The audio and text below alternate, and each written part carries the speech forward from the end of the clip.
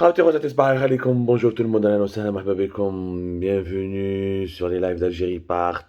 À toute notre grande communauté, je leur dis bonjour. En ce dimanche 5 juin 2022, c'est un week-end dans la plupart des pays du monde, mais c'est un jour ordinaire de travail en Algérie. L'Algérie qui marque sa différence et son décalage, mais ce n'est pas un problème, ce n'est pas le sujet d'aujourd'hui. Le sujet d'aujourd'hui, c'était pour vous dire quand même commencer cette journée du dimanche avec une bonne nouvelle. Oui, je dirais qu'une bonne nouvelle, je vais expliquer pourquoi.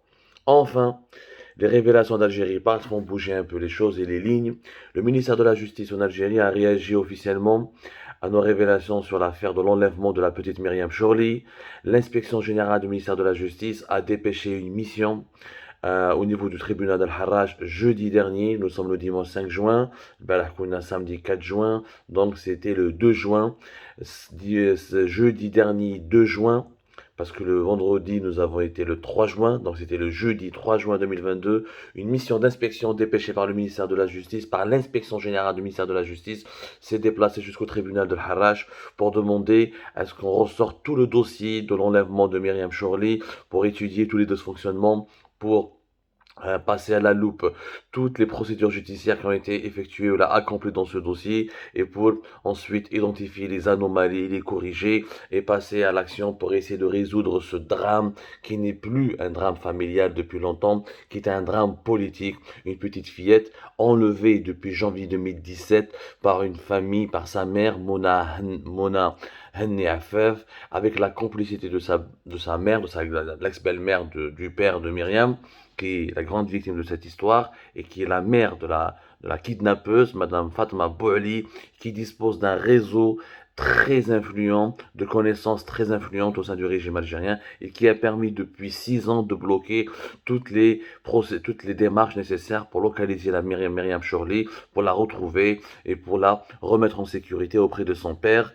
Comme dans plusieurs émissions, cette vaste enquête qui est établie par Algérie Part, réalisée par Algérie Part, depuis maintenant plusieurs semaines, nous travaillons dessus. Et bien, le ministère de la Justice, à travers l'inspection générale du ministère de la Justice, dirigée par Monsieur Belmokhtar Amin Abdellatif, Monsieur Belmokhtar Abdellatif, comme il est appelé dans le secteur de la justice, qui est le nouveau inspecteur du ministère de la Justice depuis 3-4 mois. Il s'est récemment installé. C'est un homme très discret.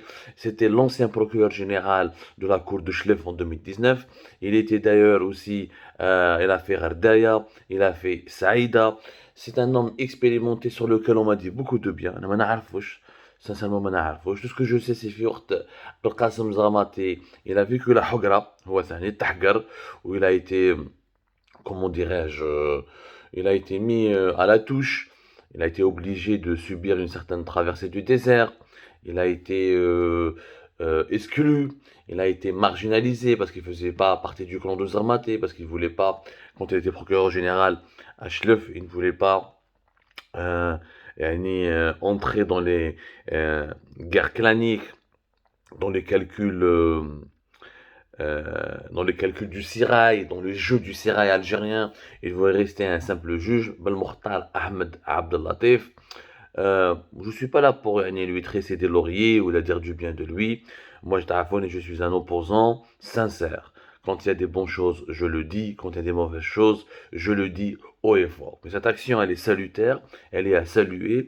Moi, il faut encourager le travail qui vient d'être fait par Belmokhtar Ahmed Abdellatif, qui a accepté de reprendre le dossier, qui a compris qu'il y a un blocage majeur. Je ne fais un Il y avait un blocage majeur. La justice algérienne n'a rien fait, excepté émettre des jugements comme ça théoriques, mais elle n'a absolument rien fait pour localiser la petite Myriam Chorli, enlevée dans des conditions très violentes, avec beaucoup de brutalité, alors que son père prenait une simple douche chez lui. Euh, la petite Myriam Chorli qui aurait été à Adrar, qui aurait été ensuite dans plusieurs lieux à Alger, on ne sait même pas si elle est scolarisée, si elle est en vie, si elle est en bonne santé. Vous imaginez un enfant qui disparaît. Maintenant, elle va faire 7 ans en ce mois de juin 2022. Quelle enfance pour cette petite fille qui a vécu la déchirure, l'explosion de sa famille et qui a vécu un rapt organisé par sa propre mère. Donc vous imaginez toute la violence que subit cet enfant et que personne ne peut rester insensible face à cette violence, face à cette cruauté, ce destin cruel d'un enfant qui aurait pu avoir une vie normale, une vie ordinaire, même si ses parents se sont séparés, même si ses parents sont de deux cultures différentes ou là de deux nationalités différentes. L'inspection générale du ministère de la Justice, qu'est-ce qu'elle va faire concrètement? Ce qu'elle va faire, c'est de comprendre pourquoi ça a bloqué au niveau de la justice. Pourquoi cette fille n'a pas été retrouvée. Parce qu'officiellement, dans le tribunal de Harraj, sur lequel nous avons consacré énormément d'émissions, ils disent que toutes les tentatives de la localiser étaient vaines. Yani ma qadrouch. شكون اللي قال لهم ما قدروش اما la police les services de sécurité qui leur faisait des rapports et des comptes rendus mais nous avons cherché ici là et là et nous n'avons pas pu la trouver imma c'est la justice elle-même qui n'a pas suffisamment actionné ses relais ou là qui n'a pas suffisamment recouru à tous les moyens nécessaires pour obliger les services de sécurité de la retrouver.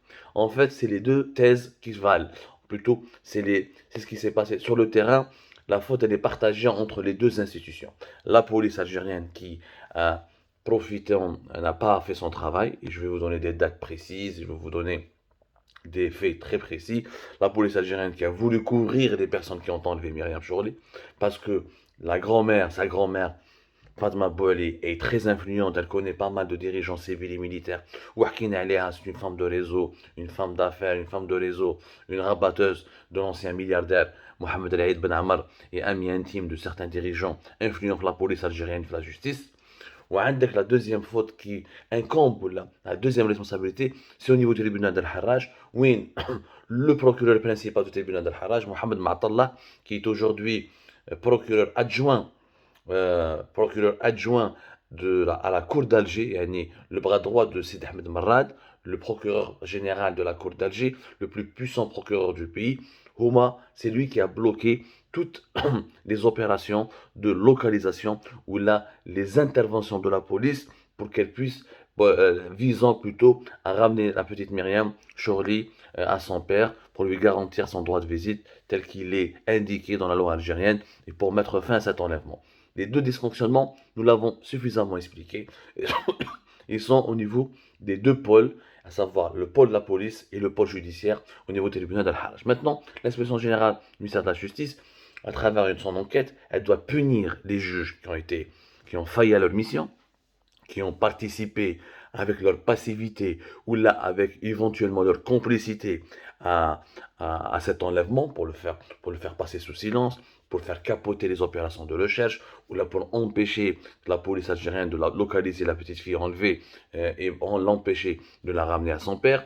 Deuxièmement, réouvrir le dossier, relancer les procédures judiciaires et émettre des mandats d'arrêt en bonne et due forme, les renouveler, les mettre à jour, et ensuite ordonner de manière sévère, de manière concrète, de manière directe, les services de sécurité, la gendarmerie nationale, la police. Pourquoi le dossier est uniquement au niveau de la police? La gendarmerie nationale, elle peut se saisir de ce dossier. Peut-être qu'elle est dans une région ou là dans un coin ou là dans une zone qui ne relèverait pas de la DGSN, qui ne relèverait pas de la police mais de la gendarmerie nationale. On peut même mobiliser la justice, on peut même mobiliser les services secrets, parce qu'il s'agit maintenant d'une affaire internationale. Je vous rappelle que depuis juillet 2021, l'affaire de la petite Myriam Chorli, elle est au niveau de l'ONU, de l'Office des Nations Unies, devant directement le comité des droits de l'homme de l'ONU, qui relève du Haut Commissariat de l'ONU de la protection des droits de l'homme. Le comité des droits de l'homme a une affaire. Le papa de Myriam Chorli a intenté un procès devant le comité des droits de l'homme contre l'État algérien. L'État algérien devra donc s'expliquer, il sera questionné, interrogé, toutes les anomalies, toutes les irrégularités, les dérives de la justice algérienne dans ce dossier seront médiatisées, dévoilées, rendues publiques au niveau du comité des droits de l'homme de l'ONU. Donc, affaire Tbehdila Kbira, crédibilité de l'État algérien, parce qu'il est accusé de non-assistance à personne en danger. Il est accusé de ne pas avoir appliqué les dispositions de la Convention internationale des droits de l'enfant, de ne pas avoir pu protéger un enfant contre un rapt, un enlèvement, même si cet enlèvement a été orchestré par sa propre maman. Je parle de la maman de Myriam Chorli. Maintenant, cette action, elle devrait aboutir très rapidement. s'il n'y a pas d'obstacle encore sur le chemin. Parce que tout le monde a, j'ai remarqué qu'il y a beaucoup de lobbies dans cette affaire, veulent la bloquer ou la veulent enterrer cette affaire en nous faisant croire que c'est un simple fait divers familial et en nous faisant croire que la maman a raison de protéger sa fille. On ne protège pas un enfant en l'enlevant. On ne protège pas un enfant en organisant son rapt. On ne protège pas un enfant en le faisant disparaître pendant pratiquement 6 ans. Cet argument, ni le comité des droits de l'homme de l'ONU, ni aucun rapporteur spécial de l'ONU, ni aucun connaisseur ou expert des droits de l'enfance ou des droits de l'enfant tout court ne peut raisonner de la sorte, ne peut accepter cet argument. Mais je fais un moment. Il faut que l'inspection générale du ministère de la Justice s'attaque au véritable à la véritable source de ce problème, qui est Madame Fatma Bouali.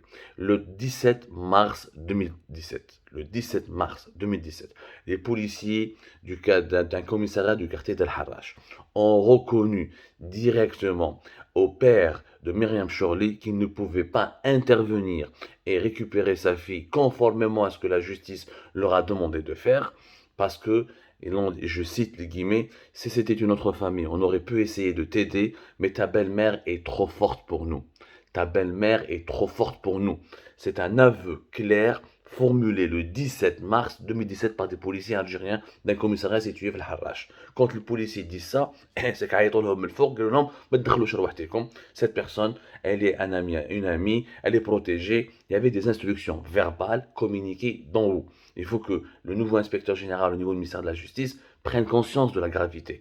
Nous sommes dans un processus qui va au-delà du simple fait divers familial. Nous sommes dans un processus de détournement des institutions de l'État, d'un processus d'avilissement des institutions de l'État, parce qu'il y a une personne influente qui use de ses relations pour faire plier la police, pour faire plier la justice. Madame Fatma Bouali, ancienne conseillère de Mohamed El Ben Ammar, elle était directrice de la multinationale Bayer Corp Science en Algérie. Elle avait énormément, et quand elle était conseillère de milliardaire Ben Ammar, elle a établi un réseau de contacts très puissant au sein même des services de sécurité, comme au sein de la justice, comme au sein de certaines institutions de l'État. Plusieurs témoignages concordants nous ont prouvé que cette femme, elle est à l'origine de cet enlèvement. C'est elle qui avait exercé une forte emprise sur l'entourage de Monahan, sur sa fille Monahan Niafaf et sur tout son entourage. Dans une interview qui a été réalisée pour l'émission d'Ashuror, le journaliste, notre confrère Youssef Nekah, la psychologue de l'émission, à la fin parce qu'ils ont consacré quand même une belle émission sur l'affaire Myriam Chorli, et en présence de son père Cédric Chorli, la psychologue elle-même, elle a reconnu le profil, elle a elle-même décrypté le profil troublant et inquiétant de la belle-mère, de l'ex-belle-mère ou de la grand-mère de Myriam Chorli. باش نفهموا مليح. À plusieurs reprises, cette femme intervient devant les huissiers de justice, devant les tribunaux, devant les policiers, ou en parlant avec violence, en usant d'une violence verbale, ou avec une certaine sérénité. Elle montrait une telle confiance en elle-même, ce qui prouvait qu'elle était protégée, qu'elle n'avait peur de rien, qu'elle avait absolument peur de rien. C'était comme un exemple très concret, ça s'est passé au tribunal de Harrach, lors d'une affaire de non-représentation d'enfants, c'est-à-dire que la maman a enlevé l'enfant, n'a pas voulu le présenter à son père comme le veut, l'oblige la loi.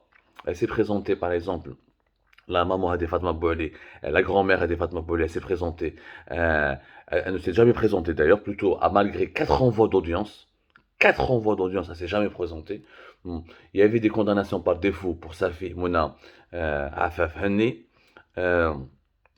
malgré le fait qu'elle ne s'est pas présentée à l'audience, وما استعرفتش بلا justice tribunal de Harrach, elle n'a pas peur de la justice, ni de la police, ni des huissiers de justice, c'est elle-même, Fatma Bouali, c'est elle qui a déposé une plainte contre l'avocat du père le 14 avril 2019. Elle a déposé une plainte. Elle a même déposé une plainte contre le père Cédric Chorli, contre le père de Myriam Chorli, pour diffamation à cause des publications qui étaient diffusées sur sa page Facebook. Il a fait une page Facebook où il parle de son malheur, il parle de son combat, il parle de sa lutte. Elle a directement déposé plainte. où le plus étrange, c'est qu'une fois que la plainte a été déposée contre son avocate, l'avocate de Cédric Chorley a été convoquée immédiatement le 16 avril 2019 par le bâtonnier d'Alger en personne. Et le 14 avril, elle a déposé plainte. 2 jours après, le bâtonnier d'Alger convoque directement l'avocate de Cédric Chorley.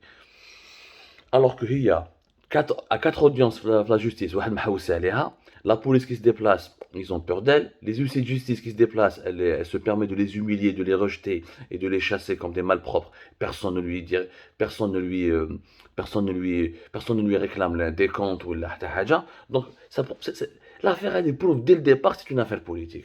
Dès le départ, on a un personnage de Fatma Bouali qui dispose, qui agit comme si elle était une baronne, comme si elle était une patronne d'un cercle influent, comme si elle était, comme si elle était à